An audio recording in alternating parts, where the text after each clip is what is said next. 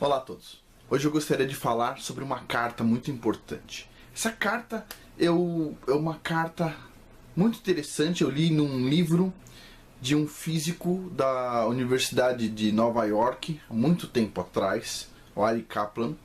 Eu li ela em português, em um livro, que já estava traduzido.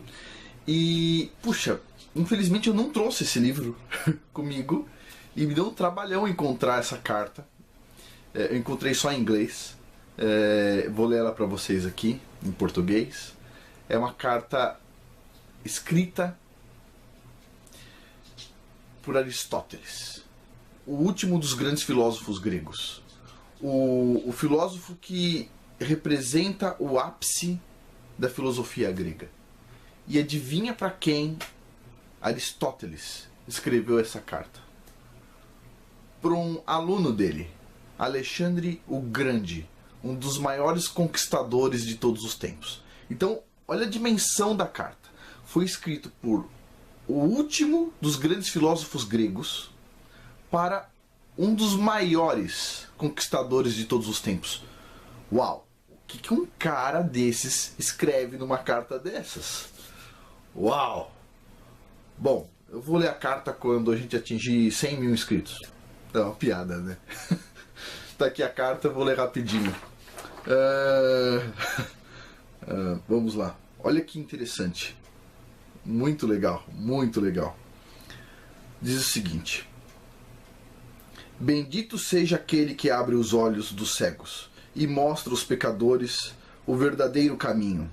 Deixe que ele seja louvado de forma adequada, desde que eu não sei como louvá-lo para a grande bondade e misericórdia que ele me mostrou. Sou eternamente grato a ele por me tirar para longe da loucura que eu tinha me dedicado a minha vida inteira. Toda a minha vida me aprofundei na filosofia para explicar todos os fenômenos naturais de uma maneira lógica, e escrevi muitos livros sobre esses assuntos. Finalmente, no crepúsculo de minha vida, eu tive a oportunidade de me envolver em uma conversa com um sábio judeu. Eu não demorei para reconhecer sua grande sabedoria, e ele levou-me a entender quão grande é a sua Torá, que foi dada no Monte Sinai ao povo judeu. Ele me mostrou a profundidade das letras da Torá, proporcionando-me muitas ideias brilhantes com base em seus ensinamentos. Eu percebi o quão tolo eu tinha sido por não perceber como Deus pode manipular as leis da natureza, e que muito do que acontece no mundo é dirigido por Deus. Percebendo tudo isso, decidi me dedicar a explorar a sabedoria da Torá. Não demorei muito tempo para perceber que a Torá é baseada em fundamentos verdadeiros, enquanto os axiomas da filosofia são puramente arbitrários. Portanto, meu caro aluno Alexandre, se eu tivesse o poder de recolher todos os livros que escrevi, eu iria queimá-los. Eu teria vergonha se qualquer um deles sobrasse. No entanto, percebo que não tenho esse poder. Meus livros já foram publicados e se espalharam por todo o mundo. Eu também percebo que vou receber punição divina por ter escrito tais livros enganosos. Portanto, meu filho Alexandre, estou escrevendo esta carta para dizer-lhe que a grande maioria das minhas teorias sobre a lei natural são falsas. Enquanto a natureza existe, Deus é o eterno do universo, e ele dirige todas as coisas como ele julga justo. Eu estou dizendo a todos abertamente que eles não devem perder tempo com meus livros. Eles não devem olhar para eles, ou até mesmo tocá-los com as mãos. É pecado desperdiçar seu tempo sobre as falsas teorias que eu defendia. Eu sinto que estou salvando a minha alma por admitir meu erro. Espero que eu não seja culpado pelo passado, uma vez que eu agi por ignorância. Mas agora eu tenho revelado ao público que eu estava enganado e que meu coração dói pelo tempo que eu perdi com as minhas teorias tolas. Aqueles que perderem tempo com meus livros, portanto, vão merecer serem punidos. O estudioso judeu com quem falei me mostrou o livro dos Provérbios, escrito pelo rei Salomão, um dos maiores gênios de todos os tempos. O estudioso me mostrou que em muitos lugares o rei Salomão advertiu contra o desperdício de tempo em especulação filosófica. Um tal lugar é onde ele diz o seguinte, olha que interessante. Diga à sabedoria, você é minha irmã, e chame ao entendimento seu parente. Eles o manterão afastados da mulher imoral, da prostituta com palavras sedutoras. Bom, continuando a carta. Eu sinto pena dos meus olhos pelo que eles viram e dos meus ouvidos pelo o que eles ouviram. Eu sinto muito pelo meu corpo por ter desperdiçado sua força em tais estudos prejudiciais. Eu sei que você me elogia me dizendo que eu sou famoso em todo o mundo por causa dos livros que tenho escrito.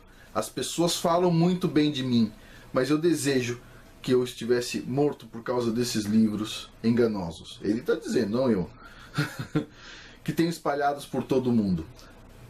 As pessoas que se dedicam à Torá vão ganhar a vida eterna, enquanto aqueles que se dedicam aos meus livros vão ganhar apenas a sepultura. Mas estou preparado para aceitar a punição por todas essas pessoas. Eu não escrevo, ele disse, não eu. Ele disse, eu não escrevi para você antes, pois eu estava com medo de que você ficasse com raiva de mim e talvez pudesse me prejudicar. Mas agora eu abri a minha mente para dizer a verdade.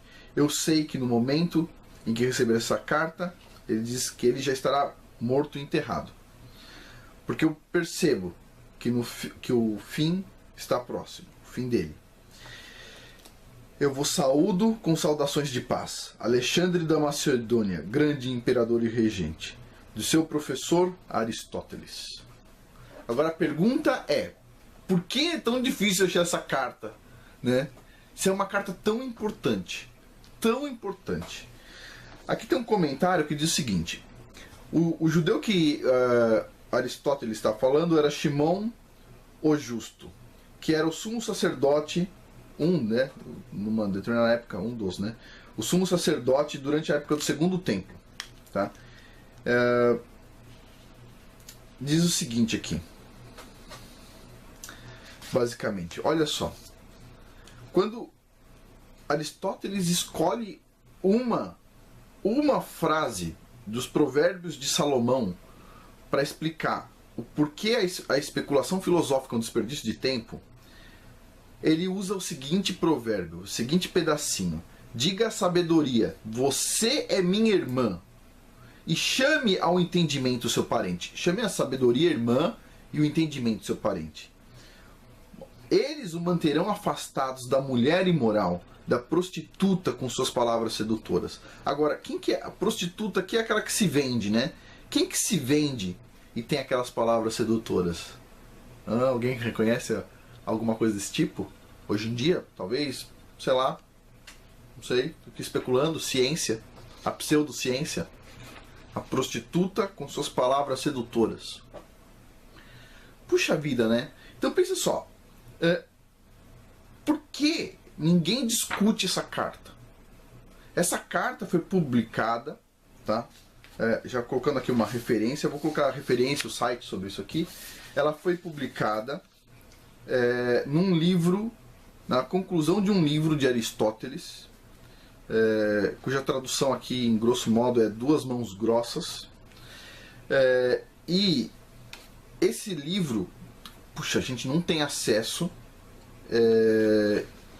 E essa carta desse livro, então, foi encontrada num outro livro que se chama A Antropologia da Torá.